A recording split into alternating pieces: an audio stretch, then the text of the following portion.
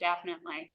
But we're going to go ahead and jump right into it. So sailors of the 18th century were just as human as the rest of us, and that means they had to sleep, eat, drink, and of course, relieve themselves. And it's about that time period that we see the origin of the term, oh, come on, technology. There we go. Of the term, the ship's head. Many of our visitors here at the museum will be familiar with this term, meaning the bathroom. Even to this day, modern mariners will still refer to the bathroom as the head. So if you ever hear a sailor say, hey, I'm going to hit the head, they are not slapping their friends around. They are going to the bathroom. But the origin of this term is one that is lesser known. And this actually comes from, like I said, the first documented time we hear the bathroom really being referred to as the head is about 1708, but this term probably was in use significantly before that. And what this is referring to is actually the front or head of the ship, because this on a sailing vessel is the ideal place to dispose of waste. When you're on these sailing vessels, if you think about having been there, that wind is blowing at your back and blowing towards the front of the ship, which would essentially take all of that waste material off of the ship and away from everybody else behind you. This is also a great place to have that waste material because of the fact that the head of the ship is the most likely to get all of those waves coming over it, kind of a self-cleaning space. If you go on to any replica ships today, including Elizabeth II down at Roanoke Island, you'll see that the head of the ship is actually designed so that it has its boards spaced out so that material can move down through those boards. Now, I do give you a word of caution. While on a sailing vessel, going on the head of the ship is the ideal place. On a modern motorized vessel, it's going to be the opposite. Do not throw your waste off the front of the ship. On a motorized vessel, you're going faster than the wind. So if you think about it, at that point, the wind is in your face. So you're gonna, if you do use that head, do that off the back of a motorized vessel. I always want to make sure to give that word of caution there. Now, like I said, this is what was being used early on, was the head of the ship. 1708, about the first time we really see documentation of that term, though this practice was significantly earlier. Later, around the 1680s, we start seeing the ships getting bigger and bigger. So what they added to their ships to help make them more comfortable, instead of just sitting on a bare plank. Oh, can you not hear me okay? Okay. If you, instead of sitting on a bare plank or trying to hang off the side of the ship, they started adding what they refer to as ship seats of ease, which you can see right here. They weren't very fancy. They were essentially just boxes with holes in them. But they were a lot more convenient than just hanging off the side of the ship, like I said, or trying to relieve yourself in different ways. But so these seats of ease, though, were still relatively uncomfortable. I have a great quote here from a passenger that was on his ship and he was describing having to use one of these seats of ease and the extreme discomfort that came from it. And his quote goes, "Each one, when you wish to relieve yourself, you must hold the ship's rope with one hand because the ship is constantly moving despite what you are doing. So you're holding the ship's rope with one hand, while the other hand, you're holding one's clothes up over your head, because otherwise it would be splashed by the brine and the water whenever the waves would come high enough, and they would just come straight up through that seat of ease."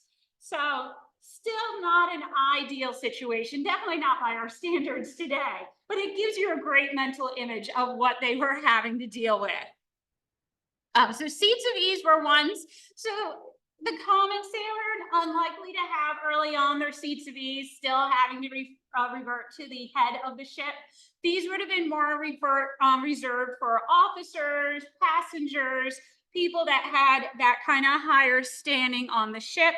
We're going to look at, so this is an image of a captain's quarters on Mayflower 2 up in Massachusetts. And this gives you a feel. So when we talk about the luxurious quarters of the captain, this is kind of what you're looking at, a relatively small room, and the seat of ease would have probably been in the back of the ship, right about there, on that back wall, and it would have opened up. And like I said, still dealing with the idea of these waves coming up and giving them a little bit of a washing in the middle of their conditions. But because they were so uncomfortable, a lot of sailors, despite, even if they had a seat of ease as an option, would still elect to use other methods to dispose of their waste because, like I said, not very comfortable. And it led to a lot of conflict between sailors and their officers who weren't always thrilled with how they were disposing of their waste.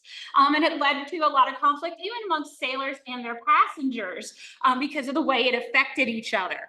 I have another case where in 1763, there was a case that was heard between the Maryland Court of Vice Admiralty, where seamen swore against their captain. They were very upset with their captain because he had actually beat one of the crew members, specifically because that crew member was being punished for having relieved himself out the side of the gun port of the ship.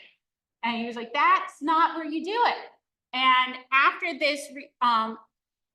this specific case, they actually changed the regulations. Oh, so here is them being all upset. So they end up changing the regulations saying, oh, we need to put more accommodations all over the ship to make it more convenient so that they're not relieving themselves out the side of the gun ports. And they tried putting in more seats of ease. Unfortunately, when sailors got to go, sailors got to go, and they still continue to find alternative ways of relieving themselves. In 1798, I found a journal entry about a sailor, and he had a complaint that was put against him because another sailor on his crew was complaining that his speaking trumpet. And so what you're seeing here is an image of a sailor, and they use these trumpets to help amplify their voices when communicating with the rest of the crew. Now, obviously, this involves the sailor themselves having to get very close up to the speaking trumpet. And what that meant was that the sailor that had to use the speaking trumpet was quite appalled by the smell that was coming off of the speaking trumpet from the ship. And he had questioned around and asked so the quote is about, he asked the cause of the speaking trumpet smelling so strong and what caused it. And they did discover that another crew member had in fact started using it as a funnel for his waste. So it goes as he referred to it as a pissing machine to carry his urine from his body off the quarterdeck and through one of the side ports into the sea. Not everybody was too keen on that, but it did lead to, shortly after that, we start seeing a new invention start showing up on these different ships. And this is called the pissdale tube or pissdale. And you can imagine how it was used just by the appearance of it there. So this was a simple metal urinal that was essentially put in different parts of the ship to try and prevent inappropriate waste disposal. Now, I do want to stop here and take a pause because I had gotten a lot of questions about the poop deck. And I want to be clear that, ironically, the area on the ship that shares its name with the waste product, the poop deck, has nothing to do with waste at all. Because like I said, you're not throwing waste off the back of the ship, not on the sailing vessel, else you want to wear it. So it's more, the poop deck is the highest deck, and it's at the back or stern of the ship. And the name actually comes from the Latin word pupus, or pubis, meaning the stern of a ship. And a fun fact for you, the word pupus is also the name of the constellation that represents the stern of the mythological Greek ship Argo. The word poop was not used to refer to human or animal waste until the early 1900s. So I do have, so when we address this topic and I have children in the room, it's very, or even adults, they'll go, oh, you poop on the poop deck. I'm like, no, don't poop on the poop deck, please. That does not work that way. But so we had those, going back, we did have those piss tails that were put around the ship, those metal urinals, to help help kind of focus in the sailors to make sure they were relieving themselves in the correct places.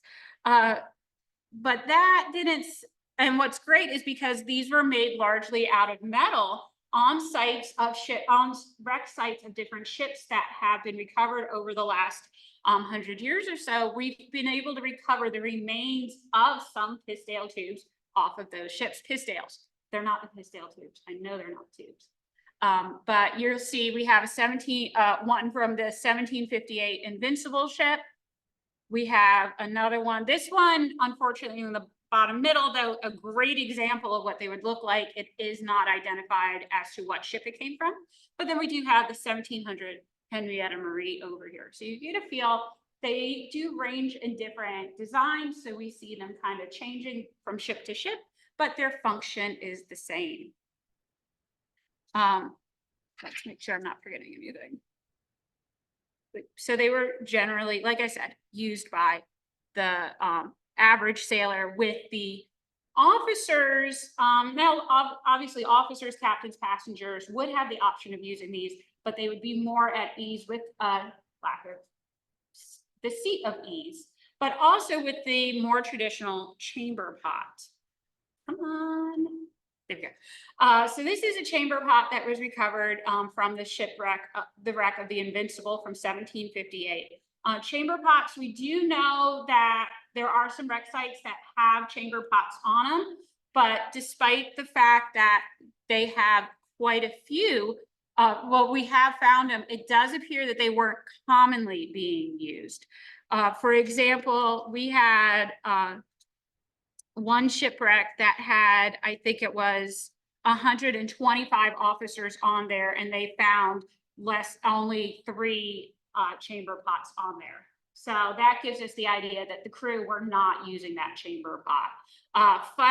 We do have a fun story about the chamber pots on technology from a wreck site from 1785, where they discovered all these chamber pots on their wreck site. And they were like, oh, here's kind of proof that the sailors were using chamber pots. And after further study, the archaeologists actually discovered that the sailors, instead of using the chamber pots for their waste, were using them for cooking. So though they may have previously been used as chamber pots, this group was definitely used for cooking. They were able to find the charring on the outside of the pot from where it had been used for cooking, and the scrapes on the inside from the utensil use. So like I said, chamber pots are showing up on wreck sites, but they're definitely not as common as the piss tails that we're finding and those seats of ease. Another thing that I do want to show you is our wooden tubs. So from the Middle Ages, wooden tubs were used to store human waste. If you couldn't get out to a more traditional place, they would have these big wooden tubs, and you would put your waste in there. And this was a practice that also came onto the ships for a short period of time. We do know that these half barrels would show up, and they would commonly be used to hold waste as well if you could not make it out to the top of the deck or to the head of the ship for one reason or another. Interesting parallel to the previous chamber pot story is that this wooden tub would also have a dual use of being used to store your waste, but also to cook your food in a way. This wasn't used necessarily for cooking, but more in the way of salting your meats and brining your foods. So dual purpose there. Sailors nothing has one purpose, for lack of a better way of putting it. So like I said, we've seen those series of different ways that they are disposing of their waste. We do see about 1596 is when we see the first flush toilet invented. It does not come to the ocean though. for quite a while, for another 300 years almost, simply because they don't need it. They can just kind of throw their waste wherever off the side of the ship. So, but as the flush toilet comes, there's this really great quote that comes from the writer Thomas Lynch, where he said that the flushing toilet, more than any single invention, has civilized us in a way that religion and law could never accomplish. So maybe the mariners were just resistant to this civilizing effect. So they will ultimately have, like I said, they were initially not adopting the flushing toilet. There was no need to, because they had these seats of ease and the piss-tails.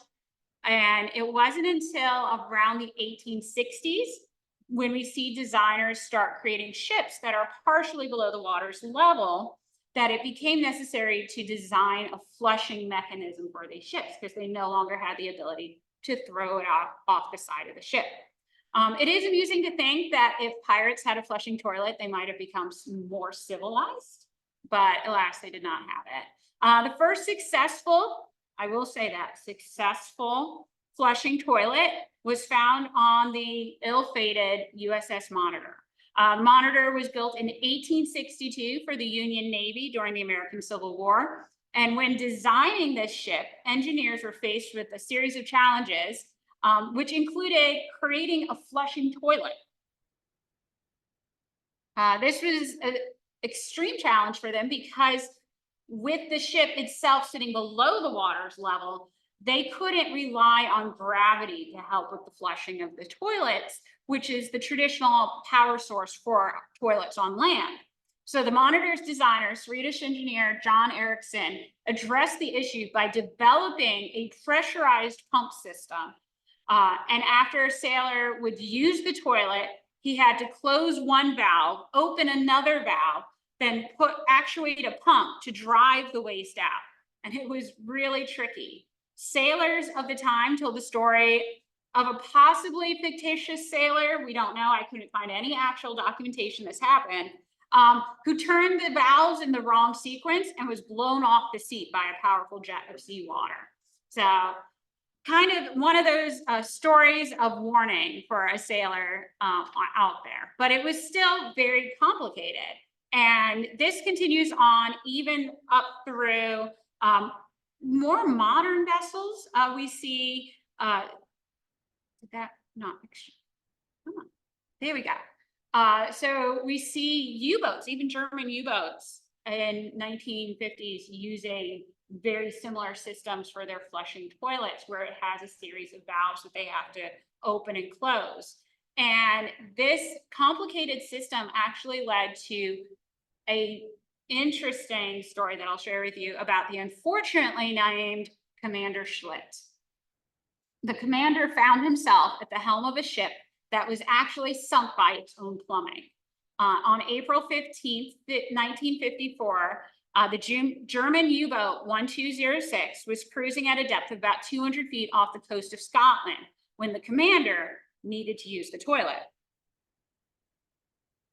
This is not a picture of the toilet from there, but you can get a feel for the complicated works that go into it. When the commander found himself, he used the toilet successfully, but when he found himself in need of flushing it, he was unable to properly open and close all of the valves. And he ended up calling for a specialist from his crew to help him flush the toilet. And neither of the guys were able to fix the issue.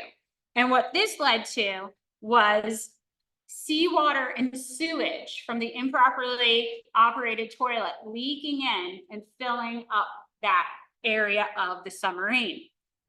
Sounds disgusting, uncomfortable, but it actually proved to be quite dangerous, because right next to, so this small area here is the head of the ship, or the bathroom area, but right next to the area is the ship's batteries, their engines with their batteries. So as this material is building up inside of the bathroom, it's leaking out onto the batteries, and it had a chemical reaction with them, creating a poisonous chlorine gas that is actually filling up the submarine or the U-boat. And they were forced to actually surface, despite the fact that they were in enemy territory at that point, to empty out the gas. As they come up to the surface, they were aggressively attacked by enemy aircraft who spotted them immediately, and they ended up having to abandon ship. So of the 48 crew members, 46 of them did survive, but they went on to have that reputation of having been on a U-boat that was sunk by its own plumbing. So one of the most unique stories. I'll do it. What did one toilet say to the other? You look a little flushed. I know. I said I pulled all my jokes, and apparently I did not. So the first flushing toilet, like I said, was invented in 1596. It was added to ships back by the late 1800s. This is an image of what one of the first terrestrial or land flushing toilets would have looked like. Looks very different than what we have today, obviously, but it was invented, like I said, that time period. And we see significant evolution in the design of the toilets in general, on land or even on the ship, up through the 1950s. They start looking like what we see here. At about that time, they kind of stall. They look the same. If you look at a 1980s toilet, it's going to look very similar to what we have in our houses today. I know there's probably a plumber out there that's going to go, but they changed this piece of the plumbing. For the majority of the toilet continues to look very similar to what was going on up until around the 1980s. 1980s is when we saw actually quite an exciting design change. And I mentioned this because our bathrooms here at the museum are showcasing this design change where they created what they call a floating toilet. So instead of having the base of the toilet, like what most of us will probably have at home, it now sticks out from the wall and has this floating method where the tank is actually behind the wall. This was ideal for more commercial venues like what we have here at the museum, because it made it less accessible for the public, more streamlined, easier to clean and maintain. But it was also, what's cool is we opened in 1985, and this design of the floating toilet was only showcased around 1982. So we were one of the first sites on this side of the ocean to have the floating design toilet. So the next time you go to use the museum's bathroom, you have a new appreciation for what you're floating on, not actually floating. Oh, there's a picture of a floating toilet so that you know what I'm talking about.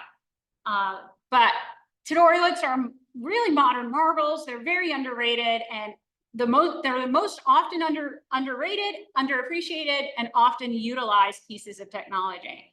Like I said, you can see their evolution on display. We do have a couple examples of ship's toilets on display in the museum, but also including our modern ones in the bathroom, where they have evolved from that simple seat of ease that you see there to today's modern floating design that I just sold to you. But the question, the million-dollar question with any discussion on toilets and going at sea, over or under on the toilet paper? Anybody have strong opinions on this? Over? Anybody under? Yes.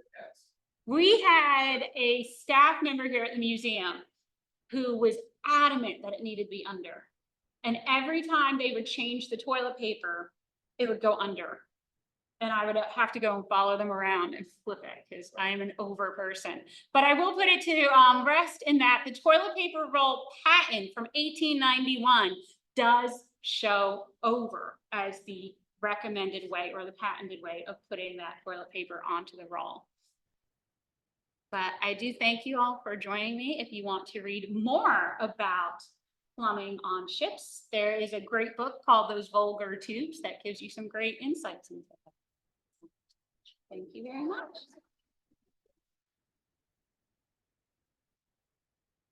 Oh, I got one more joke. Why did the toilet go down the hill? Why did the toilet roll down the hill? To reach the bottom. I know. You have now reached the bottom. On that happy note, thank you again. The bathroom on the ship early on was sort of like the first for dead. It really was. And you know, I wanted to say that word and I couldn't